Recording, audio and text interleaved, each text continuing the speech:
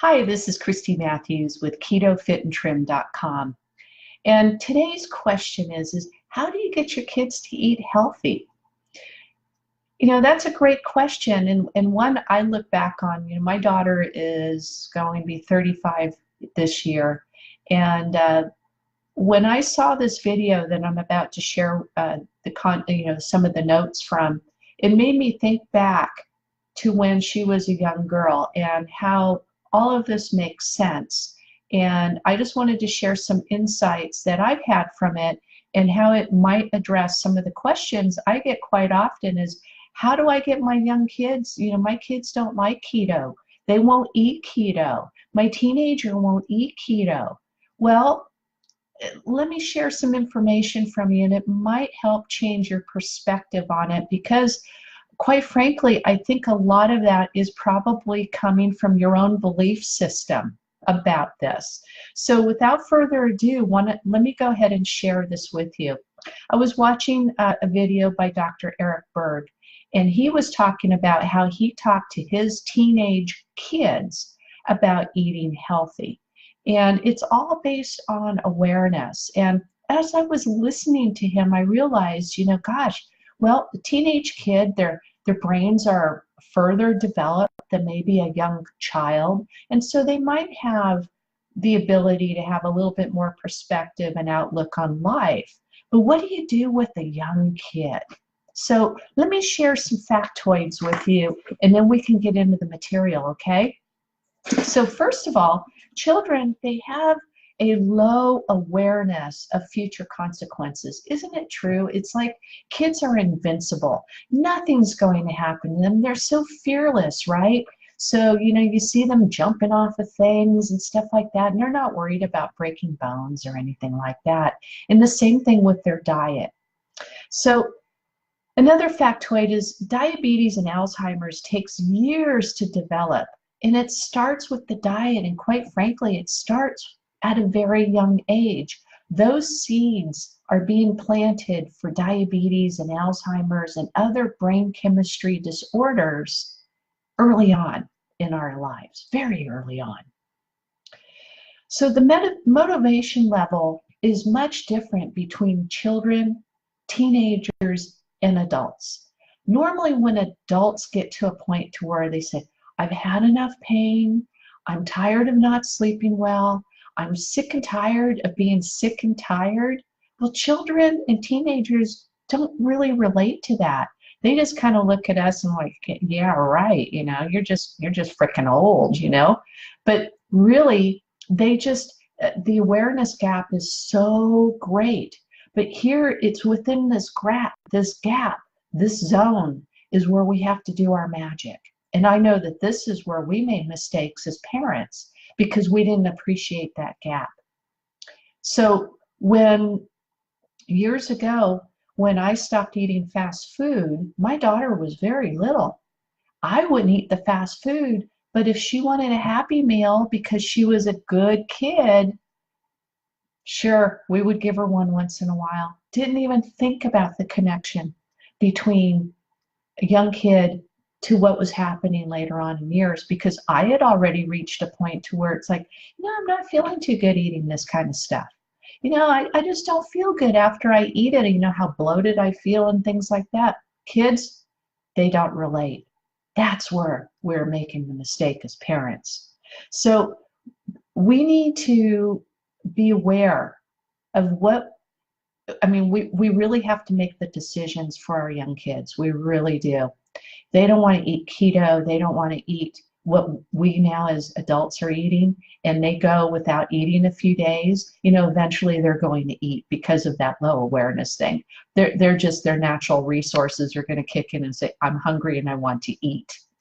Okay, so anyway, and also as adults, we also realize that there are medications to manage our problems, but they don't correct our problems. Isn't that what health management is all about? Health management is not about health cures. It's about managing chronic pain, disorders of other types. So think about it, why do we get a medication? It's to manage pain, or it's to manage our insulin level, or to manage whatever is going on in our lives. It is not to cure it. So we really need to take control of this situation and realize what it is about, and do something about it. Did you know that the top selling drugs on this planet Earth is for inflammation? And guess what? Inflammation starts in our diet at a very young age. It just doesn't manifest until we're in our 20s, our 30s, our 40s, or later, because we've done all the damage over the years. A motivator for many people is getting fat. So when we get into our 20s, in our 30s, and the belly keeps getting bigger, or our behind keeps getting bigger, that's when we're feeling motivated. Now, kids, they get teased and they get bullied about their body shape, their size. I mean, they get teased about almost anything, and that can be a motivator. And we really need to watch our children's psyche about that kind of stuff, and really help them understand that there are just some bullies out there that is going to tease them about their body shape. But then yet if there are things going on in your children's diet that maybe you've made changes on, but you don't think it's a problem for your children, maybe really rethink that and think about how it's going to be for them 15, 20 years, because they've already learned this stuff from you to start with.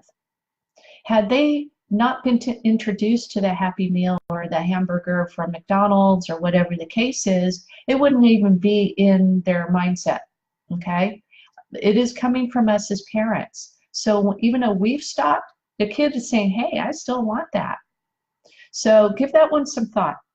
So we can't really sit down with our young kids and try to talk to them about what visceral fat looks like and give them the whole, description, as Dr. Berg did with his kids. He is a doctor, and I'm sure in their family discussions, they're talking about things that happen in the clinic and things like that. Just like in my home, my husband made ice cream for a living. He was a pasteurizer. And so we talked a lot about things that happened in the food manufacturing facility, bacterias and things that they had to fight, and recipes that went into the ice cream making. On my end of things, I talked a lot about real estate. We weren't talking about things that happen with the human body.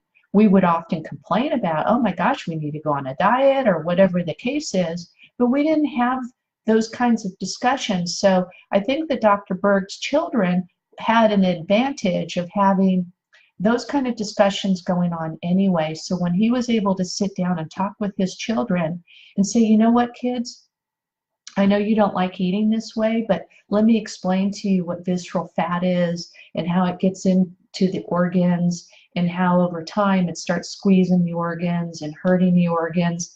And so he was able to educate his children about outcomes, and it forced the children to ask him about solutions. See, and this is what's missing. Many times our children are not going to be asking us for solutions. They're going to be looking for those solutions when they're adults, when they're no longer in our home, or maybe they're living with us, but they're not home all the time, and they're certainly not taking your advice anymore as a parent.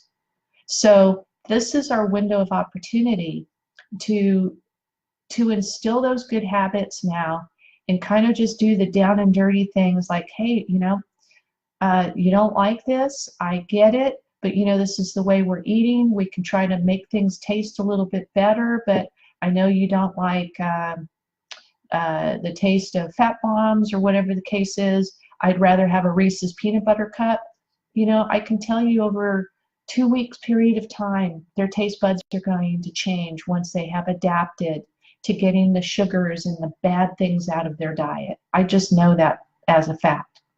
And there's so much research out there that validates what I'm saying, and will also help so many things that are going on with our young kids, where they're having attention deficit disorder. They might be somewhere on the autism spectrum. They might be having, high blood sugar problems. I mean, type 2 diabetes is showing up in our children now. So if Children are having weight issues at a very young age, maybe seizures, all of those types of things. There's a lot of reasons why we should consider a ketogenic diet. Because remember, the ketogenic is not about weight loss. It's about converting your body from a glucose energy source to a more efficient energy source with ketones. So let me see, I want to get through the notes here. So we're getting 10 minutes into this video, and I want to go ahead and close this out. So in closing, we want to prevent having a significant health event by instilling these good habits. The obesity epidemic really got turned on in the early 1980s. And that's when we heard a lot about the food pyramid, a lot of emphasis on, portion control and things like that, and it has failed miserably because the part that is missing is the ingredients that are in our food, the hidden sugars, the hidden things there that affect our hormones. And now, 30 years later, the research is there that is proving that those were just terrible, terrible things to do. There is really a science behind the food that we should be eating. So to conclude, I want to thank you for being here. I hope that this information really helped you out. I didn't want this to be a preach. I just wanted, to share some information with you that I thought was so important. And I loved how Dr. Berg put this across, but I wanted to bring it home to probably more people who are struggling with these things.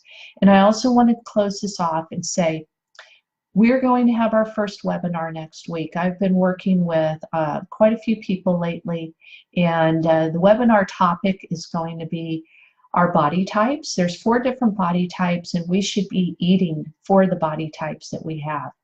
How to get started on keto, where to start, what do we need to do? And we're going to talk about macros.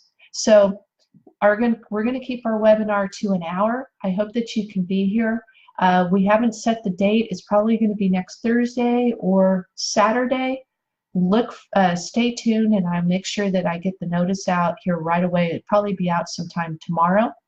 And thank you so much for joining me. You have a great day, and I'll see you next time. Bye now.